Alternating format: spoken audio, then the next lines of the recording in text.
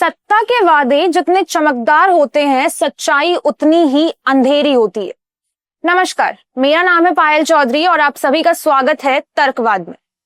लाल किले से इस साल भी प्रधानमंत्री नरेंद्र मोदी ने एक लंबा 103 मिनट का भाषण दिया। हर बार की तरह उम्मीदवारों से भरी बातें, वादों से सजी गारंटी और 2047 के सपनों की तस्वीर। मोदी जी ने कहा, मेरे प्यारे देशवासियों, मैं आपको गारंटी देता हूं कि आने वाले 25 साल में भारत एक विकसित राष्ट्र बनेगा। भ्रष्टाचार और परिवारवाद को खत्म कर दिया जाएगा, युवाओं को अवसर मिलेगा और भारत विश्व गुरु बनेगा।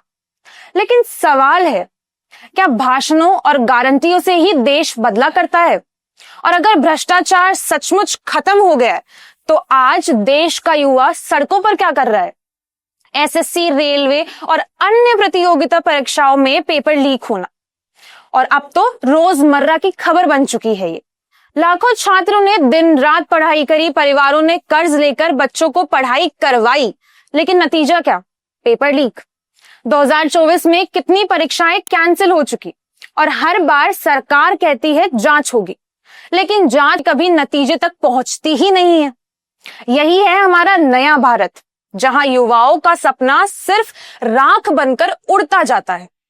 मोदी जी कहते हैं, भारत लोकतंत्र का मंदिर है, यहां हर वोट की ताकत है। लेकिन उसी वोटर लिस्ट में धांधली का पर्दाफाश हुआ। एक शोध में सामने आया कि कर्नाटक समेत कई विधानसभा क्षेत्रों में फर्जी वोटर लिस्ट तैयार की गई। और ये सिर्फ कर्नाटक तक सीमित नहीं है, देश भर की अलग अलग राज्यों में यही पैटर्न दिखा। जब विपक्षी नेता इस मुद्दे को लेकर सड़कों पर उतरे तो उन्हें गिरफ्तार कर लिया गया। सवाल यह है कि अगर लोकतंत्र बचा है तो फिर जनता के वोट से खिलवाड़ क्यों? और अगर सब सच है तो चुनाव आयोग चुप क्यों है? मोदी जी ने अपने भाषण में आरएसएस को भी साधारण एनजीओ बताया। उन्होंने कहा, आरएसएस समाज सेवा का काम करने वाला संगठन है। लेकिन जनता जानना चाहती है कि अगर आरएसएस एनजीओ है तो उसका रजिस्ट्रेशन सर्टिफिकेट और बैंक अकाउंट्स कहां है? ये वही संगठन है जिसने 25 साल अंग्रेजों की मुखबरी में गुजारे, अगले 25 साल तिरंगे और संविधान का अपमान किया, फिर पिछले 25 साल में मंदिर मस्जिद की राजनीति, देश को बांटा और एससी, एसटी, ओबीसी और अल्पसंख्यकों के अधिकारों को छीनने में लगा है। तो क्या ऐसा एनजीओ देश की रक्षा कर पाएगा? मोदी जी कहते हैं, महंगाई पर काबू पाया जा रहा है, गरीब का जीवन आसान हुआ, लेकिन हकीकत यह है कि रसोई गैस 1000 रुपए से ऊपर आ चुकी है। सब्जियों के दाम आसमान छू रहे हैं, दाल गरीब की थाली से गायब है। जीएसटी और टैक्स ने मध्यम वर्ग परिवार की कमाई को पूरी तरह निचोड़ दिया है। किसान अभी भी आत्महत्या कर रहा है, मजदूर मजदूरी के लिए दर दर भटक रहा है और बेरोजगार युवा डिग्री हाथ में लिए दस्तावेजों के चक्कर काट रहा है। मोदी जी कहते हैं, हमने भ्रष्टाचार को मिटा दिया है, परिवारवाद खत्म कर दिया है। लेकिन क्या ये सच है?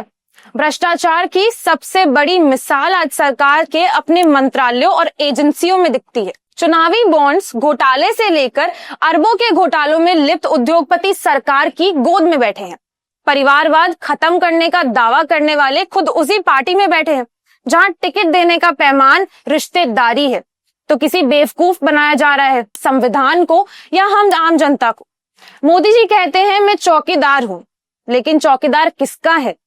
जनता का या उन चुनिंदा अरबपतियों का जिन्होंने पिछले 10 सालों में अपनी संपत्ति कई गुना बढ़ाई है, जबकि गरीब और गरीब होता गया है?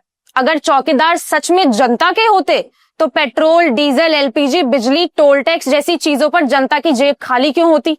मोदी जी ने कहा, यह अमृतकाल है, लेकिन अमृतकाल किसके लिए? अडानी और अंबानी जैसे उद्योगपतियों के लिए या उस किसान के लिए जिसकी फसल का दाम आधा कर दिया गया? उस मजदूर के लिए जिसे रोजगार की गारंटी तक नहीं मिलती, या उस नौजवान के लिए जो रोज नौकरी की तलाश में ठोकर खा रहा है? अगर यही अमृतकाल है तो आम आदमी पूछ रहा है कि जहरकाल किसे कहते हैं? प्रधानमंत्री का हर भाषण आज 2047 की तस्वीर खींचता है, लेकिन असलियत यह है कि 2025 ही नहीं संभल रहा है।